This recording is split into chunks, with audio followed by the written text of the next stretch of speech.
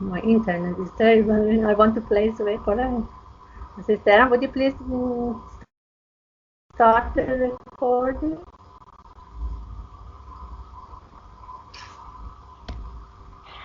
بسم الله الرحمن الرحيم لإيلاف قريش إيلافهم رحلة الشتاء والصيف فليعبدوا رب هذا البيت الذي أطعمهم من جوع وآمنهم من خوف. Bismillah ar-Rahman ar-Rahim. Surah Quraysh. Allah is saying Bismillah ar-Rahman ar-Rahim Le'ilaf Quraysh. As we explained at the start of Surah Fil, according to Islamic law, when we want to recite Surah Fil or Surah Quraysh in namaz, we should recite these two surahs together, Fil and Quraysh, like Surah Shams and Surah, sorry, I said wrong the first time. Surah Shar was and Zuha. I think by mistake, I said Shams and Zuha. No, so I modify Surah Shar and Zuha, and then Surah Anfal and Surah Tawbah. If we want to recite one of these surahs, we should recite them together. Shar and Zuha, Fil and Quraysh, Anfal and Tawbah. But is it just in the namaz or any time then yeah. recite and they have to recite together? Just in namaz, this should be recited together. If we want to recite one of them, we need to recite the other one as well. And that's why some people have counted them as one surah, but in fact they are not one surah. They are separate surahs, just in namaz according to there is some reason behind it, which we don't know. Yeah, sure. Thank you. And sister, Surah Shar means Alam Nashrah Laka Sadrak? Yeah, Alam Nashrah. Oh, okay. Right, thank you. No problem. Le'ilaf Quraysh. Le'ilaf Quraysh, it's, the meaning of Surah Quraysh is little bit unclear when we again just studied it, just read the translation, normal translation. In fact, it's the Le'ilaf Quraysh, Ilaf, and the root is from it means that getting friend together. It comes from Ulfat, yeah. So Le'ilaf Quraysh means that getting close together or getting the tribe of Quraysh become friendly, something like that. So that's why in some translation you will see that it means that for Quraysh, tribe of Quraysh together become friends. That's not the right translation according the sequence of the ayats. لإلاف قريش, and then إلافهم رحلة الشتاء والصيف. When we see the second ayat, then we can understand the meaning of the first ayat better, because the second ayat is explaining which kind of ilaf, which type of ilaf between what. Allah is saying لإلاف قريش إلافهم رحلة الشتاء والصيف. Rihla means, we say kuch, we say moving from shata means winter, saif means summer. Because those lands, those countries, which they don't have, for example, agriculture themselves, like Mecca. Mecca had no agriculture because of the environment situation, because of the weather, because of the lands. So the people, they had to travel for business, for buying food, agriculture, and all these, they had to travel between winter and summer to do business, earn money, get food, and all. So رحلة الشتاء والصيف means this. They used to traveling during winter and summer. لإلاف قريش إلافهم رحلة الشتاء والصيف means for the safe and secure trips for the security of Quraysh during their summer and winter journeys, which this was a blessing from Allah. With all those Allah's grace and protection for they, you say taming, maybe the word taming, Allah is saying we cause Quraysh caravans to set forth safe in winter, and that means that لإلاف قريش إلافهم رحلة الشتاء والصيف. We can say, for example, for the security of Quraysh, for the taming of Quraysh, and during their winter and summer journeys. But if we want to explain it, it's like that, that for the security of Quraysh during their winter and summer journeys. فَلْيَعْبُدُوا رَبَّ هَذَا الْبَيْتِ. Lam, when lam comes, fa means then. Lam, fa, in fact, it was la ya'budu. Lam, when it comes before the verb, present tense verb, like here, ya'budu, and lam comes, it makes it like the should, must, in Arabic grammar. فَلْيَعْبُدُوا رَبَّ هَذَا الْبَيْتِ. We can read this sentence in two ways. فَلْيَعْبُدُوا رَبَّ هَذَا الْبَيْتِ or فَلْيَعْبُدُوا رَبَّ هَذَا الْبَيْتِ. It means, you know, when you recite, when you say a sentence and you emphasize on a special word, it changes the meaning. The same here. But which word we should emphasize on in this ayat? We can find it from the next ayat when Allah is saying الَّذِي أَطْعَمَهُم مِّن جُوعٍ وَآمَنَهُم مِّن خَوْفٍ. الَّذِي means the one who. So in fact, in ayat number 4, Allah explains Rabb in ayat number 4. فَلْيَعْبُدُوا رَبَّ هَذَا الْبَيْتِ. They should worship the Lord of his house, this house. Bait means house, which means Kaaba here. They should worship the Lord or the Rabb, the owner of this house. Why we say that we should emphasize on Rabb here? Because the next ayat is saying Allazi, the one who at'amahum min ju'in wa amanahum min khawf, the one who has fed them, at'amahum min ju'in, who has fed them against the hunger. Ju' means hunger. Wa amanahum min khawf. Amana, it comes from amana, security. Made them safe, secured them, saved them from khawf, fear.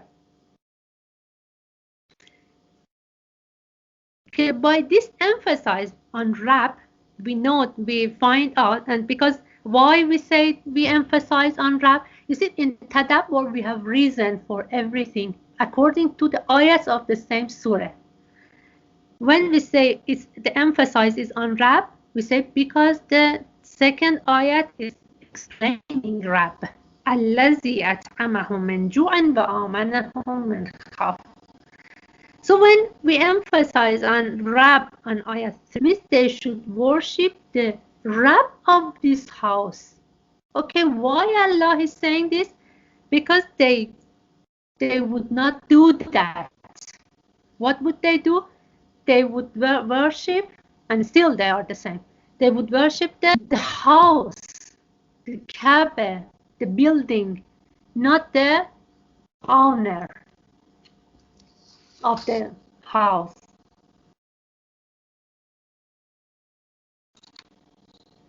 So when we say لإلاف قريش, okay, the question is that, okay, for with what?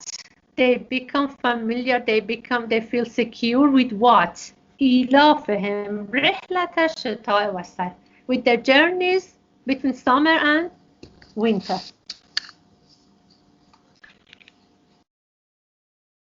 And then when we say فَلْيَعْبُدُوا رَبَّ هَذَا الْبَيْتِ, it means that Allah is telling them that okay, because again, according to Tadabbur, we go step by step. What would happen when the إِلَى فِهِمْ رِحْلَةَ الشِّتَاءِ وَالصَّيْفِ would happen? You know, those days when when caravans, they used to travel between cities, and there were lots of bandits. They would attack the caravans. They would take their food away, their money away, because it was so common. They would travel between different cities, and there were lots of bandits. So Allah is saying that they were safe from the persecution of the bandits, attack of the bandits, because they were from Mecca. These caravans who used to travel from Mecca to other lands, because they were from Mecca, and they were because of their proximity to Kaaba, because they were in their city, they would live next to Kaaba, they would respect them. So they would not attack these caravans, because they were saying that okay, we respect them because they are from Mecca, they are next to Kaaba, so they would not attack them. They had safe journeys, they were secured. What would happen? They would think that, oh, because of this building, they are respecting them. So what they would put their concentration on Kaaba. For example, they would respect Kaaba to the way that they would decorate it, and they would set up their idols inside both, the stones which they would worship. They had made Kaaba the house of these idols, instead of worshipping the Lord of Kaaba, Allah, Rabb of Kaaba, the real owner of Kaaba. They had set up their idols inside Kaaba, and then they would decorate it. They had decorated it, and they would respect this building so much, and they were totally unaware of the Lord, of the Rabb of this building. Exactly what we can see at the moment from Saudi government.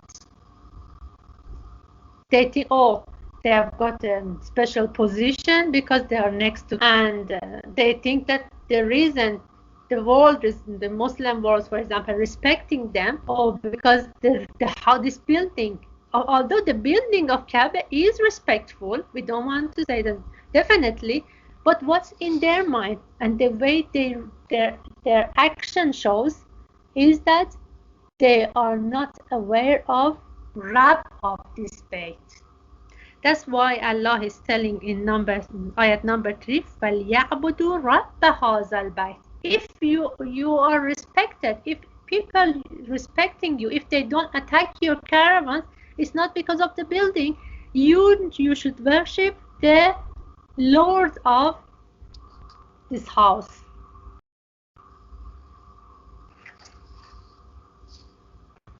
Okay, who is the Rabb of this house?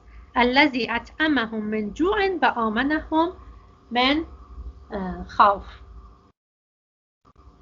So they would think that they have got authority, and still they think that way. They have got the authority because of they are next to Kaaba, so they have got authority, and it's all because of the building. But Allah is saying that no, what is important, the main thing, is the owner of this Bayt, house. And we said that before, Rabb, according to Arabic word, if we want to find the real meaning of Rabb, is who is the owner. So when we say our Rabb, it means our owner. We don't have anything from ourselves. And Abd, we have discussed Abd before many times, that it means that Don't put yourself in the position of owner. No, somebody else is owning you. Rab is owning you. And what does ibadat mean? Means exactly you know that you are the slave of this Rab. You don't have, you are not the owner of yourself. So when we say abd, it means being slave, being servant for Allah. So whatever he said, what does a real servant does? Just obeying with no question. Okay, do this, live like this, just okay, and do it. That's the slavery. That's the literature of, that's the culture of slavery. So when Allah is saying فَلْيَعْبُدُوا رَبَّ هَذَا الْبَيْتِ, means that be aware somebody else is owning you. The Rabb of this house is owning you, and your duty is obeying the Rabb of this house, not just decorating this house and think that this house has given you respect. And why Allah, in number 4, Allah is saying الَّذِي أَطْعَمَهُم مِّن جُوعٍ وَآمَنَهُم مِّن خَوْفٍ. Allah is, between all the blessings Allah has blessed us with, Allah mentions two ni'mat, two blessings. أَطْعَمَهُم مِّن جُوعٍ, food, and آمَنَهُم مِّن خَوْفٍ, security. Because between all the blessings we have, these two ni'mas, these two blessings are more clear than any other blessing or any other ni'mat. If we don't have them, we cannot live. For example, if there is no food or there is no security in a country. Again, these things we have experienced them in our life, in our time. When, for example, Daesh used to attack the cities, what would they do? They will, the first thing they would take away from them was their security. So nobody would say secure to live in that city anymore. So Allah wants to say, this is the minimum thing that you can clearly experience it in your life. Okay, if you don't worship me for other blessings, for other ni'mah, at least worship me for these two apparent blessings. Nobody can deny it. So when we, for example, recite namaz, or when we sit down at the dinner table, we should remember that all these blessings is from our Rabb. If we are secure, it's not because of, for example, if in any part of the world, for example, one country has got lots of oil well, another country has got gold mines, so it brings power to them. Or, for example, another country has got, for example, like superpower governors, which we said that even though that superpower governors are just show, and according to Surah Fil, and they are not powerful for in front of Allah. But we should always remember that this security we have, or if we have food to it, is not because of this. It's not because of the oil well we can earn money. It's not because of gold mine in the country that has reached the country, or it's not because of the government that, okay, we have food and we have security.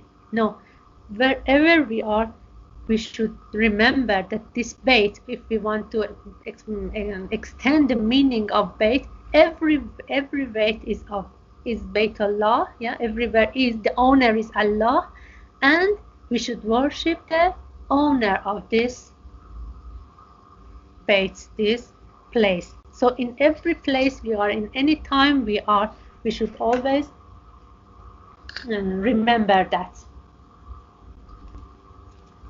we have got nothing, and if there is any respect for example, the country of Saudi, if there is a respect for them, it's because of the Rabb of the house. They should be. Then imagine if they notice the real meaning of Surah Quraysh, the government of Saudi, if they really notice the meaning of Surah Quraysh, can they kill children in Yemen the way they are killing them now? So it means that they are next to Kaaba, but another thing is that they recite lots of surahs in their namaz. Their namaz, if they broadcasted when they broadcasted on TV, or if you have gone to Hajj, you can see that they stand huge of people. They recite long prayers, and what happens? They don't know they don't notice what they pray. Okay, if you recite Surah Quraysh in your namaz, at least think about it. Do tadabbur in the surah. What does it say? فَلْيَعْبُدُوا رَبَّ هَذَا الْبَيْتِ. Then how they would change their way? They would not support these superpowers. And how could Muslims could come together and stand in front of these oppressors in the world? And then in that case, we could easily establish the universal Islamic governors in the world, which we have discussed it before. That's the main goal of Quran, according to Surah Hadid. For example, that's the main intention of Quran is that Allah is saying, I sent book and I sent prophets for people who they establish justice in the world. What is when justice is established all around the world? What does it mean? The governing of Imam Zaman alayhi salam. So in that case, we can say that the presence of Imam Zaman will happen. May Allah give us tawfiq that by understanding Quran, we understand that these superpowers are nothing. So Surah Fil and Surah Quraysh, maybe we have recited it before many times, but we haven't noticed it like this way. That how powerful are these surahs if people in the world understand it. There is no power against Allah's power. Don't be scared of anything. And just notice that your duty, what you should do is worshipping or obeying. فَلْيَعْبُدُوا رَبَّ هَذَا الْبَيْتِ. Obeying Allah as a servant. May Allah give us tawfiq to apply these surahs in our life. Allahumma salli ala Muhammad wa ala Muhammad wa ajil farajahum.